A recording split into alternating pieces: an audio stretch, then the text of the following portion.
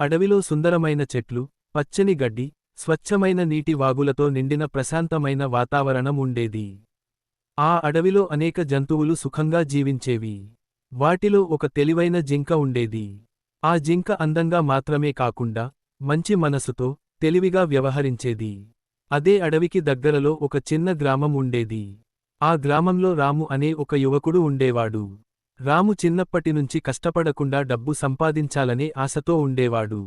చదువుపై ఆసక్తి లేకుండా, పనిమీద శ్రద్ధ లేకుండా, దొంగతనాలకే అలవాటు పడ్డాడు. మొదట చిన్న చిన్న దొంగతనాలతో ప్రారంభించి, తర్వాత పెద్ద దొంగతనాల వరకు వెళ్లాడు. ఒకరోజు రాము అనుకున్నాడు, ఈ అడవిలో చాలా జంతువులు ఉంటాయి.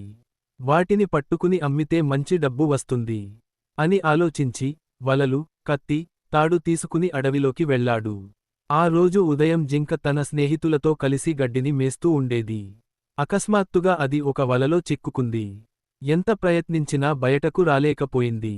జింక భయంతో వణికిపోయింది. కొంతసేపటికి రాము అక్కడికి వచ్చాడు. వలలో చిక్కుకున్న జింకను చూసి ఆనందంతో నవ్వాడు.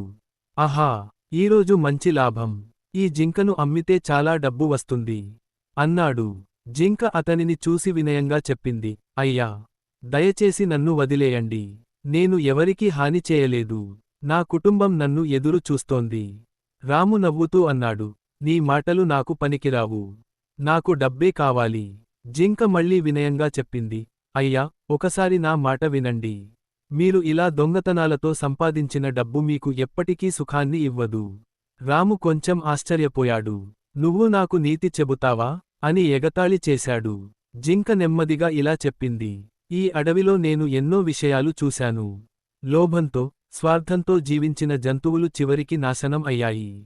కానీ నిజాయితీగా జీవించినవాళ్లు గౌరవంతో జీవించారు. డబ్బు అనేది అవసరం. కానీ అది తప్పు మార్గంలో వస్తే, మన మనసుకు శాంతి ఉండదు. మీరు రాత్రిళ్ళు నిద్రపోగలరా? ఎవరో పట్టుకుంటారేమో అనే భయంతో బతకడం జీవితం కాదు.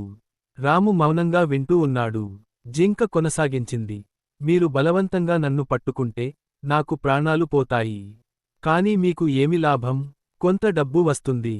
కానీ మీ మనసులో పాపభారం మిగులుతుంది. మీరు మారితే, మంచి జీవితం మీ ఎదుట ఉంటుంది. కష్టపడితే దేవుడు కూడా సహాయం చేస్తాడు. రాము మనసులో ఏదో కదిలింది. అతనికి తన చిన్ననాటి రోజులు గుర్తొచ్చాయి. తల్లిదండ్రులు బతికున్న రోజుల్లో చెప్పిన మాటలు గుర్తొచ్చాయి. నిజాయితీగా బతుకు నాన్న అని వాళ్లు చెప్పేవారు. కాని అతను ఆ మాటలను పట్టించుకోలేదు. జింక మాటలు వింటూ అతని కళ్లల్లో నీళ్లు తిరిగాయి. నేను చాలా తప్పులు చేశాను అన్నాడు మనసులోనే. కొంతసేపు మౌనంగా ఉండి, రాము వలను కత్తితో కోసాడు. జింక ఆశ్చర్యపోయింది. నిన్ను వదిలేస్తున్నాను అన్నాడు రాము. జింక ఆనందంతో చెప్పింది, ధన్యవాదాలు అయ్యా! మీరు మంచి మనసున్నవారు. దేవుడు మీకు మంచి మార్గం చూపిస్తాడు అని చెప్పి అడవిలోకి పరుగెత్తింది. ఆ రోజు నుంచే రాము మారిపోయాడు. దొంగతనాలు మానేశాడు. ఒక రైతు దగ్గర పని చేయడం ప్రారంభించాడు. రోజూ కష్టపడి సంపాదించేవాడు. మొదట కష్టం అనిపించినా, తర్వాత తన జీవితంలో ప్రశాంతత వచ్చింది. రాత్రి నిద్రపోయేటప్పుడు భయం లేకుండా నిద్రపోయేవాడు. గ్రామస్తులు కూడా అతన్ని గౌరవించసాగారు. కొన్నేళ్ల తర్వాత రాము చిన్న వ్యాపారం మొదలుపెట్టాడు. నిజాయితీతో, శ్రమతో ముందుకు సాగాడు. ఒకరోజు అడవికి వెళ్ళినప్పుడు, దూరంలో ఒక జింక కనిపించింది. అది అతనివైపు చూసి కొంతసేపు నిలబడి, తర్వాత అడవిలోకి వెళ్ళిపోయింది.